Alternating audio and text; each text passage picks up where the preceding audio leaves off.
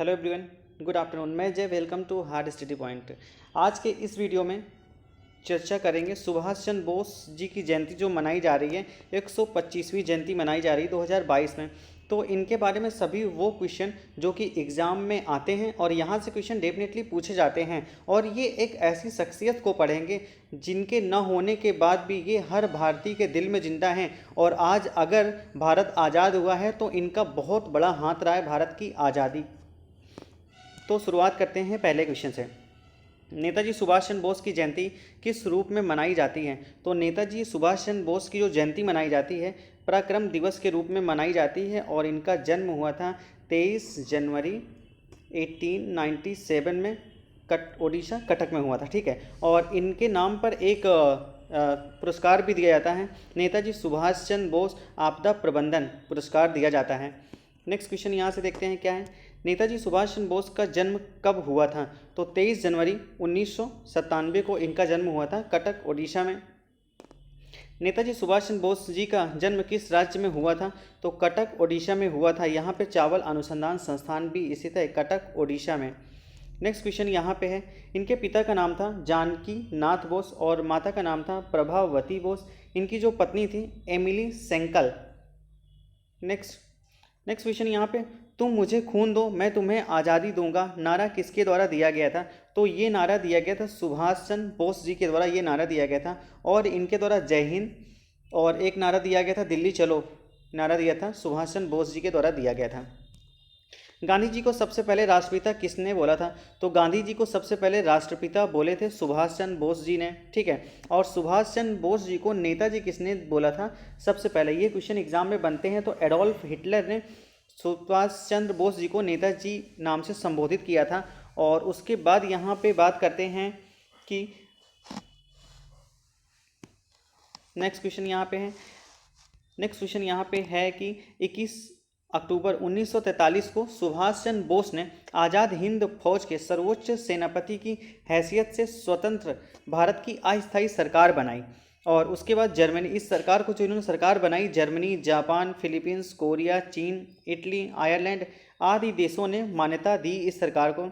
और उसके बाद जब ये जापान से वापस आ रहे थे तो इनको अपनी आज़ादी की लड़ाई के लिए सहयोग करने के लिए जापान ने अंडमान निकोबार द्वीप को इनको अस्थायी सरकार को दे दिया। मतलब सुभाष चंद्र बोस को सौंप दिया कि आप अपनी आज़ादी की लड़ाई के लिए इस ज़मीन का उपयोग कर सकते हैं, यहाँ पर अपनी सेना बना सकते हैं। और उसके बाद सुभाष चंद्र बोस जी ने उस जो अंडमान निकोबार ज़मीन पर गए और वहाँ पर उनका नामकरण भी किया। नामकरण किस अनुसार किया गया था अभी उसकी आगे चर्चा करेंगे। सुभाष चंद्र बोस जी ने ब्रिटेन में आयोजित होने वाली सर्वोच्च परीक्षा ICS की 4थी रैंक हासिल की। आप समझ सकते थे वो कितने प्रतिभावान थे। ठीक है, कि उन्होंने उस टाइम की सर्वोच्च परीक्षा, जैसे कि वर्तमान में IAS PCS होता है, IFS होता है, उस टाइम की ICS होता था, उसमें सर्वोच्च 4थी रैंक हासिल की। और 4थी रैंक हासिल करने के बाद इनको ऐसा लगा कि वो अपने देश के लिए कुछ करना चाहते हैं, अपनी देश की स्थिति क्या है, तो उन्होंने वहाँ से क्या किया, इस्तीफा दे दिया।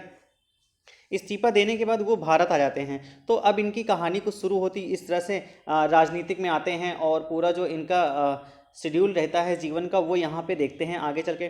फिर ये जो 1921 में आते हैं, कब आते हैं 1921 में? तो CR दास सुबह गांधी जी से मिले और चित्तरंजन दास, CR दास मतलब चित्तरंजन दास, ठीक है, और इन्होंने इनको कांग्रेस ज्वाइन करने के लिए बताया। और तो ये CR दास के प्रभाव में आ करके कांग्रेस ज्वाइन कर लेते हैं। और 1927 में 1927 में ये क्या करते हैं, इंडिपेंडेंस लीग की स्थापना करते हैं CR दास के सहयोग से। उसके बाद क्या होता है, नेताजी सुभाष चंद्र बोस के राजनीतिक गुरु भी CR दास माने जाते हैं। यहाँ पे पॉइंट पूछा जाता है एग्जाम में कि नेताजी सुभाष चंद्र बोस के राजनीतिक गुरु कौन माने जाते हैं? तो CR दास, चित्तरंजन दास माने जाते हैं। और महात्मा गांधी के राजनीतिक गुरु कौन है? तो गोपाल कृष्ण गोखले हैं। और गोपाल कृष्ण गोखले के जो राजनीतिक गुरु हैं वो हैं MG रनाडे।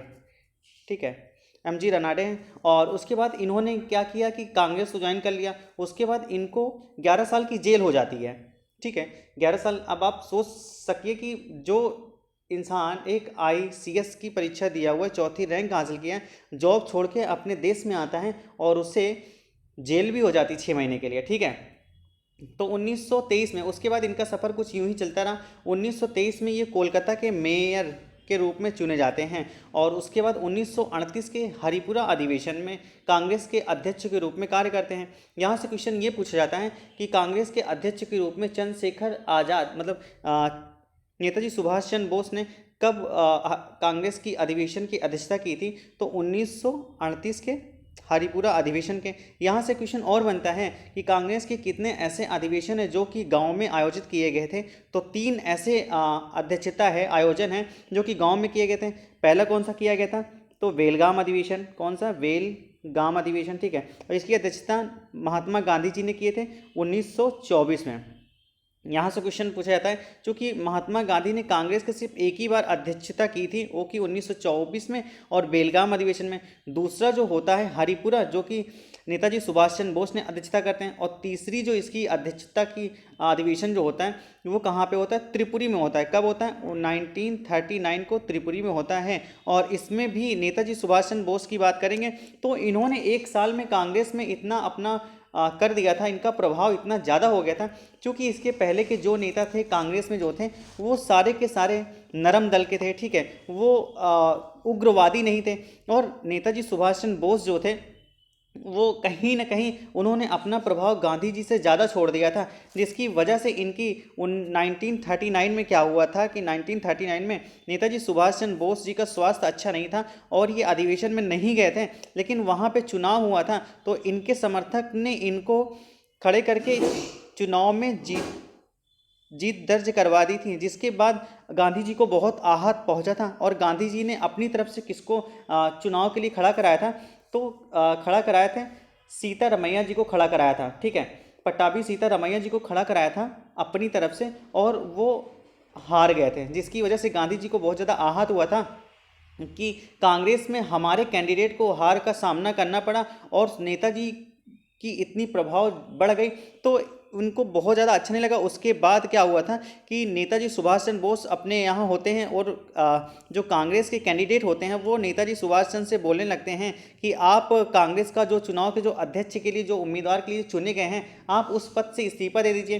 फिर कहीं ना कहीं इनको भी बहुत ज़्यादा ठेस पहुंचता है कि महात्मा गांधी जी के आहत हमारे कारण हुआ है, तो इन्होंने क्या करते हैं कि अब कांग्रेस जो है हमारे लिए नहीं है या हमारी जगह वहाँ पे नहीं है, हम वहाँ पे रहकर अगर नीचे पद पे होते तो अच्छे से काम नहीं कर पाएंगे, जिसकी वजह से इन्होंने कांग्रेस पद से इस्तीफा दे दिया था। उसके बाद कांग्रेस पद के इस्तीफा देने के बाद 1939 में, कब ये 1939 इन्होंने फॉरवर्ड ब्लॉक की स्थापना की। कब की थी? 1939 में फॉरवर्ड ब्लॉक की स्थापना की। और उसके बाद इन्होंने जब स्थापना की तो कांग्रेसों को ऐसा लग गया था कि अभी तो अंग्रेज़ों को ऐसा लग गया था कि अभी तो कांग्रेस ही हमारा विरोध करती थी, अब एक और संस्था का गठन हो गया है फॉरवर्ड ब्लॉक का, और जिसके जो अध्यक्ष थे नेता सुभाष चंद्र बोस जी थे, ठीक है। तो उन्हें लग गया था कि कहीं ऐसा ना हो कि इनके बहकाव में और भारत के लोग आ जाएं, जिसकी वजह से हमारा यहाँ पे रहना मुश्किल कर दें, जिसकी वजह से इनको नज़रबंद करने का आदेश दे दिया जाता है। और जैसे ही नेता सुभाष चंद्र बोस जी को पता चलता है कि ऐसी बात है अंग्रेज अब हमारे खिलाफ हो गई है या हमें नज़रबंद करना चाहती है, ठीक है, या हमारे खिलाफ साजिश रख रही है, तो नेताजी सुभाष चंद्र बोस ने जियाउद्दीन के भेष में वहाँ से 18 जनवरी 1941 को, ठीक है, और इन्होंने मतलब अंग्रेज ने 1940 में इनको नज़रबंद करने के आदेश जैसे ही पारित होता है वैसे इनको पता चल जाता है और ये 18 जनवरी 1941 को निकल कर पेशावर चले जाते हैं। वहाँ भगत राम तलवार की मदद से वहाँ उन्होंने एक आयरलैंड मैजोस्टा इटालियन की फर्जी पासपोर्ट उपलब्ध करवाया और वो यहाँ से मास्को निकल जाते हैं। मतलब कि ये कहाँ पे पहुँचते हैं? यहाँ पे पहुँचते हैं आयरलैंड, और वहाँ से क्या कहते हैं, इन्हें इटालियन का एक फर्जी पासपोर्ट दिया जाता है जहाँ से ये मास्को पहुँच जाते हैं। और देखिए पहले अपने घर से वहाँ कहाँ गए? बंगाल गए, वहाँ से काबुल, और वहाँ से पासपोर्ट लेकर ये मास्को चले जाते हैं, ठीक है। उसके बाद मास्को जाने के बाद क्या होता है, मास्को से जर्मनी आ जाते हैं, मास्को से ये निकल के जर्मनी आ जाते हैं। और जर्मनी का जो हिटलर था, एडोल्फ हिटलर, उस टाइम इसका बहुत ही प्रभाव देखने को मिलता था पूरी दुनिया पे, ठीक है। उसके बाद यहाँ पर हिटलर का इन्हें सपोर्ट मिलता है और रिपेनट्रम के सहयोग से, यहाँ पे इनके साथ कौन थे? रिपेनट्रम थे। रिपेनट्रम के सहयोग से इनको हिटलर से मुलाकात होती है और हिटलर भी इनको सपोर्ट करता है, क्योंकि हिटलर को भी मालूम होता है कि नेताजी सुभाष चंद्र बोस कौन थे। अब इंडिया में रहने के बाद इनका प्रभाव धीरे धीरे विश्व की तरफ बढ़ता चला जा रहा था। उसके बाद यहाँ उन्होंने मुक्ति सेना की स्थापना की और इसका हेडक्वार्टर ड्रेसडन बना। ठीक है, कौन सी सेना की स्थापना की? मुक्ति वाहिनी सेना, मुक्ति वाहिनी सेना की स्थापना की और जिसका हेडक्वार्टर ड्रेसडन बना। और उसके बाद आगे की कड़ी में देखते हैं कि इन्होंने हिटलर से बर्लिन रेडियो स्टेशन पर बोलने की अनुमति मांगी और इन्होंने अनुमति दे दी। अनुमति मिलने के बाद ब्रिटेन के खिलाफ भाषण दिया, क्योंकि जर्मनी था, जर्मनी में भी जर्मनी के बर्लिन में ब्रिटेन के बहुत सारे ऐसे लोग रहते थे, इंडिया के बहुत सारे लोग रहते थे।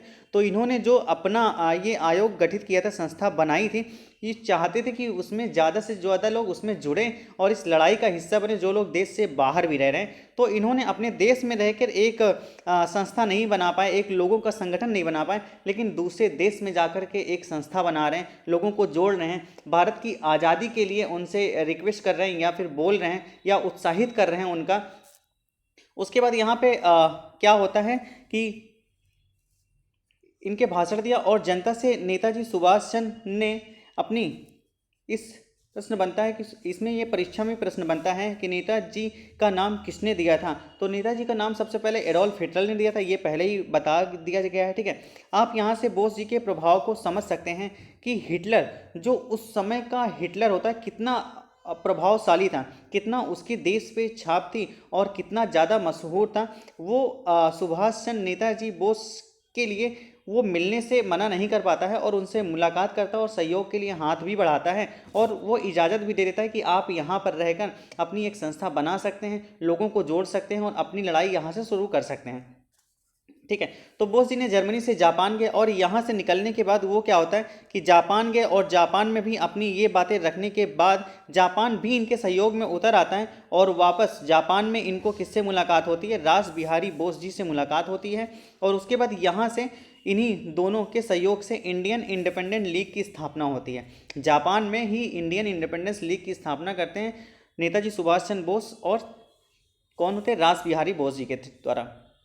28 मार्च 1942 को बैंकॉक के सम्मेलन में बुलाया जाता है इन्हें और इस सम्मेलन में आज़ाद हिंद फौज का पुनः स्थापना करते हैं। मतलब एक बार तो स्थापना 1941 में आज़ाद हिंद फौज की गई थी, लेकिन ये सफल नहीं हुआ था। उसके बाद जब इन्हें बैंकॉक अधिवेशन में बुलाया गया तो 28 मार्च 1942 में ये फिर से आज़ाद हिंद फौज की स्थापना करते हैं। ठीक है, और हालांकि आज़ाद हिंद फौज की स्थापना पहले की जा चुकी थी, लेकिन यहाँ पे पूछा जाता है कि आज़ाद हिंद फौज नामक एक संस्था बनाने का विचार सबसे पहले किसके मन में आया था?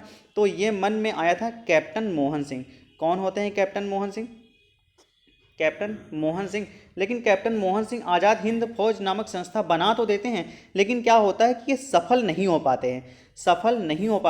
आज़ाद हिंद फौज का गठन 1 सितंबर 1942 ईस्वी को कैप्टन मोहन सिंह द्वारा किया गया, परंतु ये असफल हो जाते हैं। उसके बाद आज़ाद हिंद फौज का सफलतापूर्वक स्थापना का श्रेय रास बिहारी बोस को जाता है। मतलब कि कैप्टन मोहन सिंह तो इसकी स्थापना करते हैं लेकिन वो असफल हो जाते हैं। उसके बाद आज़ाद हिंद फौज की स्थापना सफलतापूर्वक किसके द्वारा की जाती है? रास बिहारी बोस जी के द्वारा की जाती है, जिसमें कुल 40,000 सैनिक आज़ाद हिंद फौज में शामिल हुए।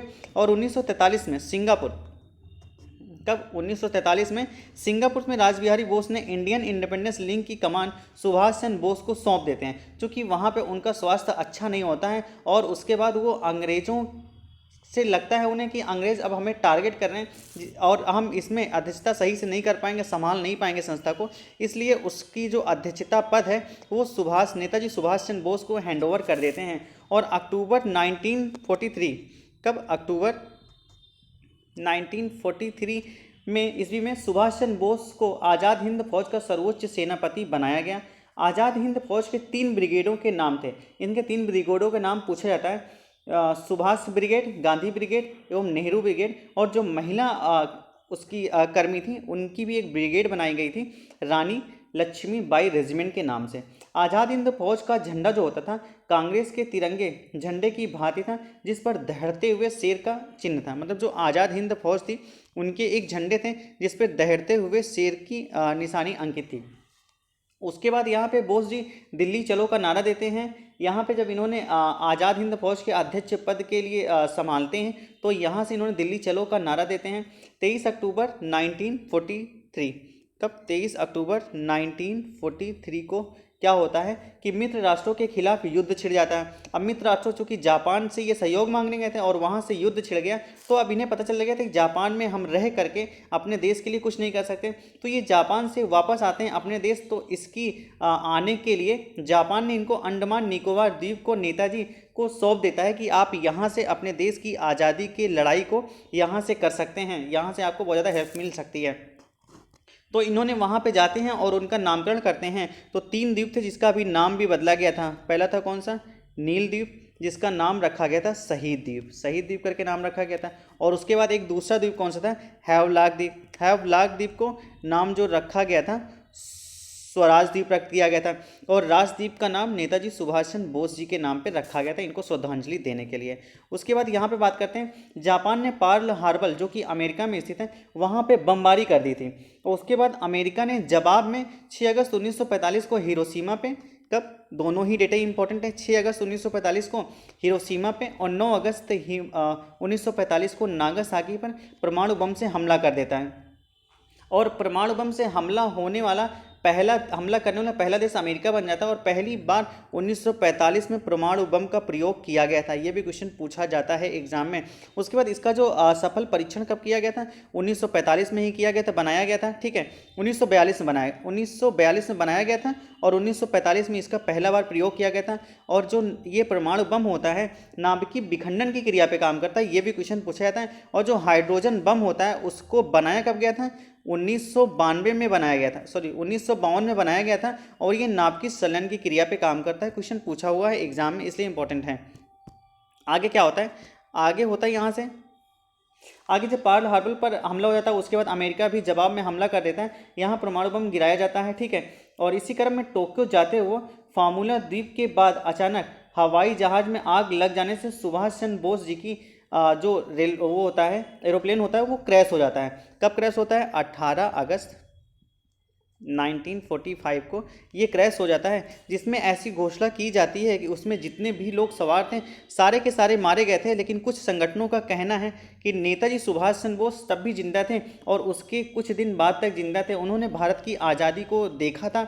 इस दुर्घटना के बाद से अभी कोई सही प्रमाण नहीं मिला है कि नेताजी सुभाष चंद्र बोस इस दुर्घटना में शहीद हो गए थे। लेकिन अभी इसमें कई सारी जांच एजेंसियां बिठा ली गई, कई सारी समिति गठित की गई हैं कि आप इन पे जांच करिए और सही तथ्य का पता लगाइए। तो अभी कोलकाता हाईकोर्ट ने ऑर्डर भी जारी किया गया था, जो समिति बनाई गई थी। आगे समिति के नाम भी इंपॉर्टेंट है, आगे चर्चा करेंगे, ठीक है। उन समितियों का रिपोर्ट और उसके बाद जो साक्ष्य हैं उसको पब्लिकली करने का निर्देश दिया गया है, उस पर सुनवाई करने की आदेश जारी कर दिया गया है। तो मे भी कि 1 या 2 साल के बाद ये साक्ष्य क्लियर हो जाएगा कि नेताजी सुभाष चंद्र बोस जी की मृत्यु कब हुई थी। और उसके बाद बात करते हैं, हालांकि इसमें के लिए जांच समिति बनाई गई और जांच समिति में कौन कौन से हैं बात आगे करेंगे। बोस जी की मृत्यु के बाद आज़ाद हिंद फौज के सैनिक जो होते थे, अधिकारी होते थे, आत्मसमर्पण कर दिए, क्योंकि वो अंग्रेज़ों के सामने उनकी सेना बहुत छोटी हो गई थी, जिसकी और उनका कोई सही नेतृत्व करने वाला नहीं हो पाया था। और इसके बाद उनको आत्मसमर्पण करना पड़ा। अंग्रेज़ों द्वारा आज़ाद हिंद फौज के जो अधिकारी होते थे, 3 अधिकारी बेसिकली, 3 अधिकारी कौन से थे? शहनवाज मेजर, प्रेम सहगल और गुरुदयाल ढिल्लों को गिरफ्तार कर लिया जाता है और वह उन पे लाल किला नाम से मुकदमा चलाया जाता है, जो कि यह विश्व प्रसिद्ध हुआ था लाल किला मुकदमा। और इससे बचाव के लिए तेज बहादुर सप्रू, जवाहरलाल नेहरू, भोला भाई देसाई और KN कटजू ने पैरवी की थी। मुकदमा के बाद फाइनली ये डिसीजन हुआ था कि तीनों जो को फांसी की सज़ा दी जाएगी। किनको? जो आज़ाद हिंद फौज के अधिकारी होते थे, शहनवाज, प्रेम सहगल और उसके बाद है गुरुदयाल। उसके बाद यहाँ पे क्या होता है, लेकिन भारतीय व्यक्तियों द्वारा आंदोलन इतना ज़्यादा बढ़ जाता है कि तात्कालिक जो वायसराय होते हैं, कौन से होते हैं? लॉर्ड वेवेल, उस टाइम के जो वायसराय थे लॉर्ड वेवेल के वीटो करने का ये मजबूर कर देते हैं और इन्होंने फांसी को रोक दिया। और कांग्रेस के यहाँ आज़ाद हिंद फौज बचाओ समिति बनाई गई, जिसके अध्यक्ष भूला भाई देसाई बनाए गए। और जो नेताजी सुभाष चंद्र बोस जी की मृत्यु पे जांच के लिए समिति बनाई गई थी, इसका नाम कई बार एग्जाम में पूछा जाता है। तो पहली जो समिति थी कौन थी? शहनवाज समिति। शहनवाज समिति, जिसकी जो स्थापना की गई थी 1956 में बनाई गई थी और किसके शासन में बनाई गई थी? जवाहरलाल नेहरू जी के शासनकाल में बनाई गई थी। दूसरी जो समिति खोसला समिति, कौन थी? खोसला समिति बनाई गई थी। ये बनाई गई थी 1970 में बनाई गई थी और इंदिरा गांधी जी के शासनकाल में बनाई गई थी। तीसरी समिति बनाई गई थी मनोज मुखर्जी समिति। मनोज मुखर्जी समिति बनाई गई थी। कब बनाई गई थी? 1999 में बनाई गई थी। और इसके किसके शासनकाल में बनाई गई थी? तो अटल बिहारी वाजपेयी जी के शासनकाल में बनाई गई थी। पूर्व सांसद अमर गुहा की पुस्तक नेताजी सुभाष चंद्र बोस के ऊपर ये लिखते हैं, नेताजी डेड और अलाइव। और उसके बाद गांधी जी ने बोस जी को देशभक्तों का देशभक्त कहकर संबोधित किया था। यहाँ से भी क्वेश्चन पूछा जाता है कि किस व्यक्ति को देशभक्तों का देशभक्त कहा जाता है? नेताजी सुभाष चंद्र बोस को कहा था। और किसने पहली बार कहा था? तो महात्मा गांधी ने इनको संबोधित किया था। नेताजी सुभाष चंद्र बोस की आत्मकथा जो होती है वो कौन सी थी? आत्मकथा इनकी तो द इंडियन स्ट्रगल इनकी आत्मकथा होती है, जो कि बहुत ज़्यादा फेमस है और ये एग्ज़ाम का पार्ट बन चुकी है कई बार। यहाँ पे आज़ाद हिंद फौज का जो मूल मंत्र क्या था? आज़ाद हिंद फौज का जो मूल मंत्र था वो था 3M। 3M का मतलब होता है, पहला M का मतलब होता है मैन, मनी और मटेरियल। आदर्श वाक्य के आधार आज़ाद हिंद फौज का था एकता, वफादारी और बलिदान। 21 अक्टूबर 1943 ईस्वी को सिंगापुर के कैथेड्रल हॉल में अस्थायी सरकार की घोषणा कर देते हैं। मतलब जो आज़ाद हिंद फौज होती है, इनके मरने के पहले, मतलब इनकी जो मृत्यु का बात कही जाती है 1945 में, लेकिन 1943 में ही 21 अक्टूबर 1943 को इन्होंने सिंगापुर के कैथो हॉल में अस्थायी सरकार की घोषणा कर देते हैं। बोस जी ने सैनिकों का आह्वान करते हुए कहा, तुम मुझे खून दो, मैं तुम्हें आज़ादी दूंगा। 6 जुलाई 1944 को बोस जी ने आज़ाद हिंद रेडियो के प्रसारण के महात्मा गांधी को संबोधित करते हुए कहा कि भारत के स्वाधीनता का आखिरी युद्ध शुरू हो गया है। राष्ट्रपिता भारत की मुक्ति, इस पवित्र युद्ध में हम आपका आशीर्वाद और शुभकामना चाहते हैं। मतलब आप देख पाएंगे कुछ लोग का मानना होता है कि 1939 में जो कांग्रेस की अध्यक्षता के लिए ये चुने जाते हैं, उसके बाद महात्मा गांधी को आहत होता है, तो इनके बीच, दोनों लोग के बीच मतभेद था। लेकिन आप देखेंगे जब इन्होंने ब्रिगेड का नाम बनाया था तो वहाँ पर महात्मा गांधी जी के नाम पर एक ब्रिगेड बनाया था और यहाँ पर उनकी आशीर्वाद की कामना कर रहे हैं भारत की आज़ादी के लिए। तो कोई आपसी या व्यक्तिगत मतभेद नहीं था, खासकर उस पद के लिए कुछ ऐसी चीज़ें थी। महात्मा गांधी जी को लग रहा था कि अब हमारा प्रभाव कम हो रहा है और महात्मा गांधी कहीं न कहीं इस बात से भी आहत थे कि अगर नेताजी सुभाष चंद्र बोस आज़ाद हिंद कांग्रेस के अध्यक्ष बन जाते हैं तो ये इस आंदोलन का रुख किस तरफ जाएगा, अहिंसा की तरफ रूप तो नहीं ले लेगा, जिसकी वजह से ये विरोध करते थे। क्योंकि जो गांधी जी थे वो अहिंसा के पुजारी थे, ठीक है, हिंसात्मक आंदोलन में वो विश्वास नहीं रखते थे। उसके बाद यहाँ पे क्या होता है, यहीं से जो नेताजी सुभाष चंद्र बोस होते हैं महात्मा गांधी जी को राष्ट्रपिता शब्द से संबोधित करते हैं। तो ये भी एग्जाम में पूछा जाता है कि महात्मा गांधी जी को सबसे पहले राष्ट्रपिता किसके द्वारा कहा गया था? तो नेताजी सुभाष चंद्र बोस जी के द्वारा कहा गया था।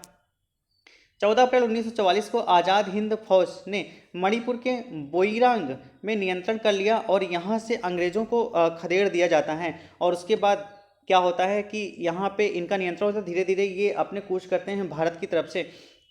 तो ये थी नेताजी सुभाष चंद्र बोस जी के संबंधित सभी जानकारी। और यहाँ से कुछ करंट का क्वेश्चन बनता है, जैसे कि नेताजी सुभाष चंद्र बोस जी को 122वीं जयंती कब मनाई गई थी?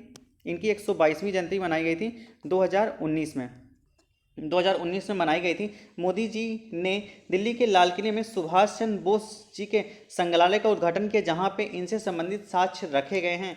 और ये थी नेताजी सुभाष चंद्र बोस जी के व्यक्तित्व। ये एक ऐसे व्यक्तित्व थे जिनकी मृत्यु के बाद भी आज ये हर भारतीय के दिल में जिंदा हैं। और आप उस टाइम की बात अगर सोचिए, जो व्यक्ति ICS में 4थी रैंक हासिल करने के बाद नौकरी को छोड़ करके अपने देश की आज़ादी में अपना योगदान समझ करके कई बार जेल की यात्राएं करता है, कई बार यहाँ से भागने के लिए मजबूर हो जाता है अपने देश से, और बाहर जाके कई ऐसी कोशिशें करता है, कई असफल होती हैं, कई सफल होती हैं, और उसके बाद इस देश को आज़ादी मिलती है। तो ऐसे व्यक्तित्व को सत सत नमन है। तो कैसी लगी वीडियो आपको कमेंट सेक्शन में ज़रूर बताइएगा। चैनल पे नए हैं तो चैनल को सब्सक्राइब करें, वीडियो को लाइक और शेयर करना ना भूलें। Thanks for watching.